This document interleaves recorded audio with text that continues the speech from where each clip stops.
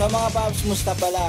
Ngayong araw pala, samahan nyo akong magbaklas ng magneto, maglinis ng magneto, at maglinis na rin ng stator. Tapos pipinturahan ko na rin. Okay? So simulan na natin to mga paps.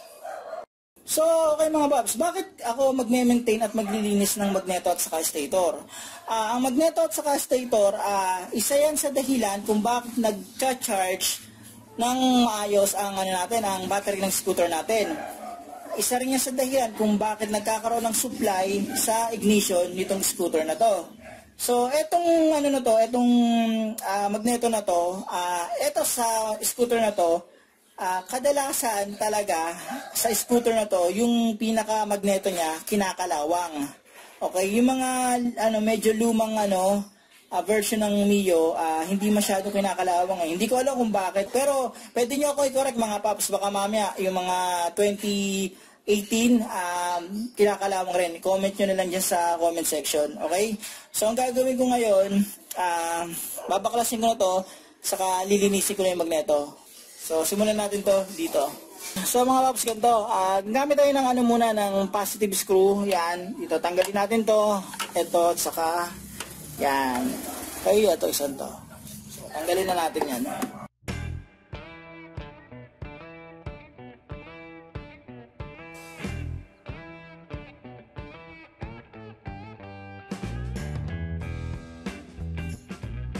Yan. So, grabe, sobrang kalawang na. Mamaya papakita ko sa inyo. So, dito naman tayo mga paps. Ang next natin, ito. Yan, tatlo yan. Yan. Sukat niyan, 10 mm. Okay, so, galing natin yan.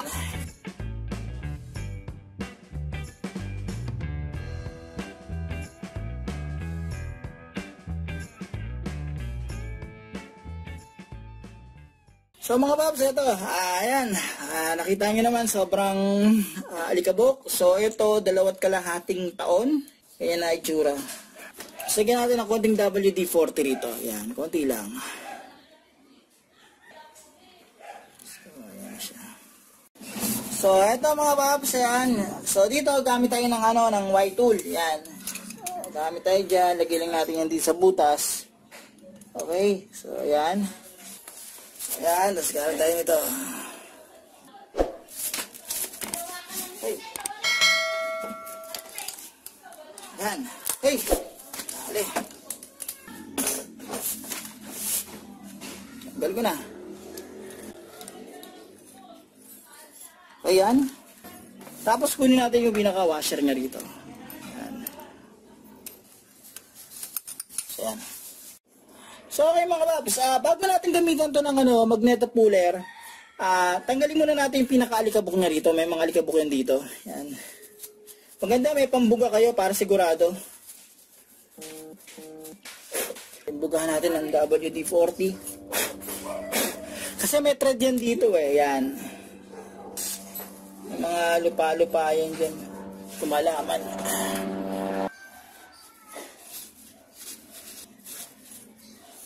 Yeah. Pwede na natin gamitan itong magneto puller. Ito ang paglalagay ito dito, pakaliwa higpit nito mga paps. Okay? So, lagyan natin to dito. Ayan.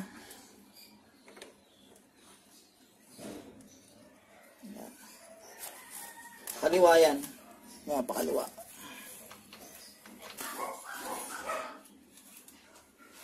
Okay.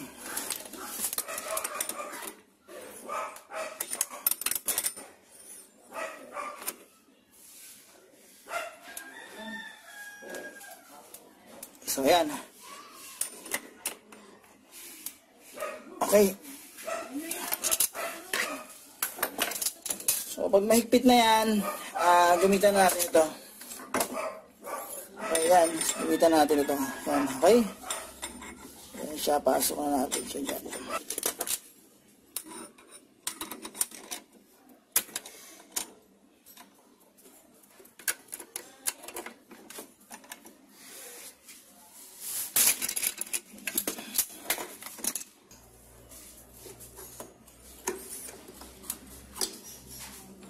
So, ito na siya mga paps, tanggal na. So, So okay mga paps, ito, tatanggalin ko muna to. Yan, tanggalin ko muna to. Tapos papakita ko sa inyo kung paano linisan sa kapinturahan to. So mga paps, ito yung magneto. Ayan, kita nyo naman, panay kalawang yan. Okay.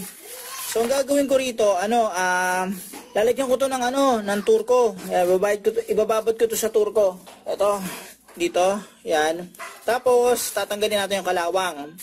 Tapos kung matanggal ang kalawang nito, pipinturahan ko. Okay? So, ang gagawin ko muna rito, yan, ibababad ko sa turko mga paps.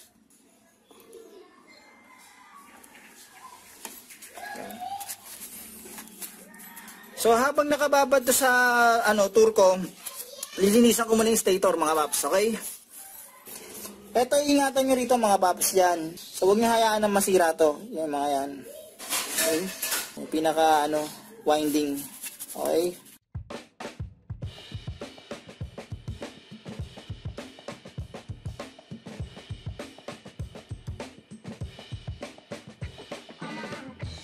Dapat may pambuga kayo. May compressor kayo. Ito gagamitin ka mga paps, pambuga. Yan.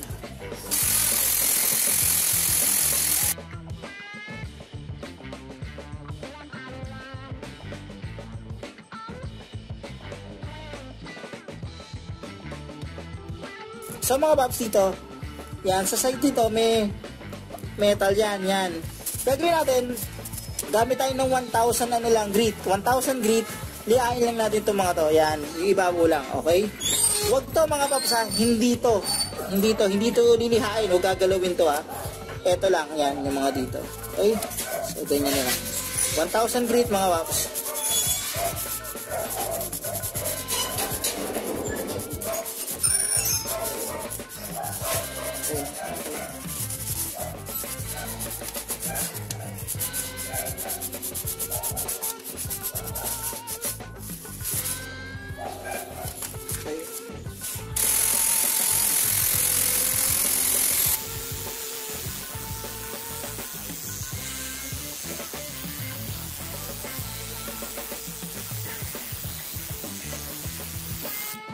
Sa mga paps, habang nakababad sa turko yung magneto, linisan ko muna itong mga to.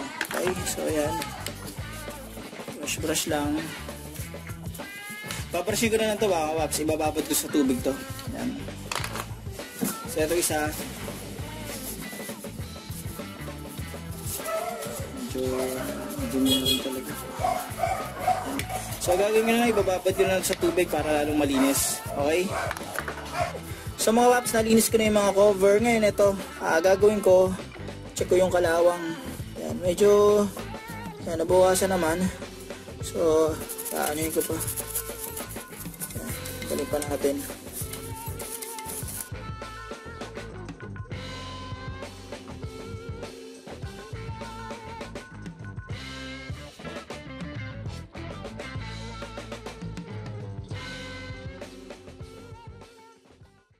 So eto, ayan, nagamit ako na to ng turko, tapos naliha ko na, medyo nakakapagod lang.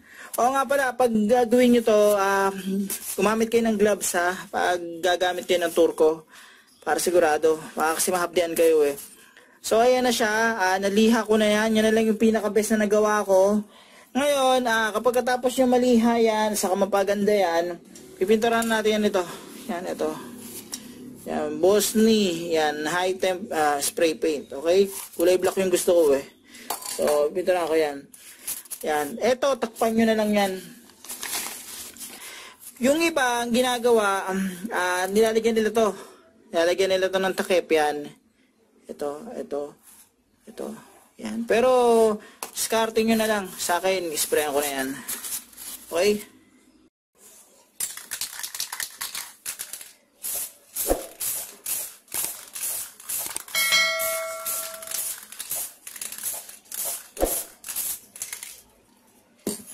So okay mga paps, patuyuin lang natin yan, tapos mamaya ibabalik ko na yan doon.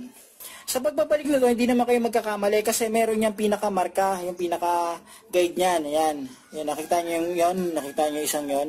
Yon. Ito yan mga paps. Yan yung yung kunya. Yan, yung wood drop key.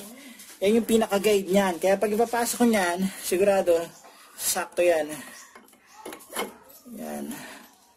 Pagka nalagay nyo na yan dyan, ilalagay nyo yung washer dito. Okay, so lagay na natin yung washer.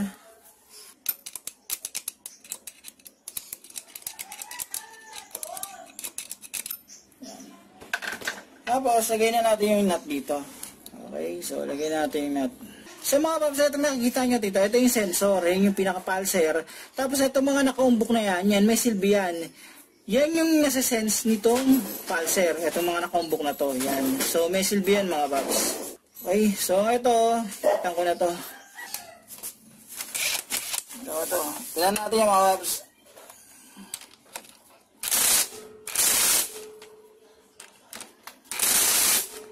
Ayun, testingin ko na muna yan mga paps.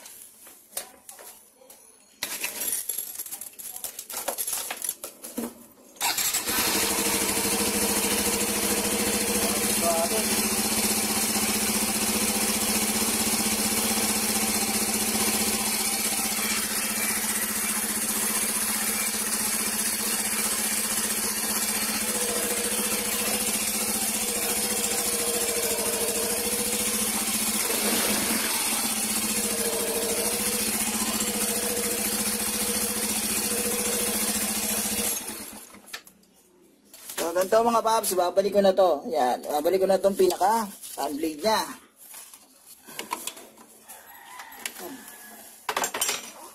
So, all goods na yan. Ngayon, nababalik ko naman ngayon yung pinaka-cover niya rito. So, yan, balik na natin to.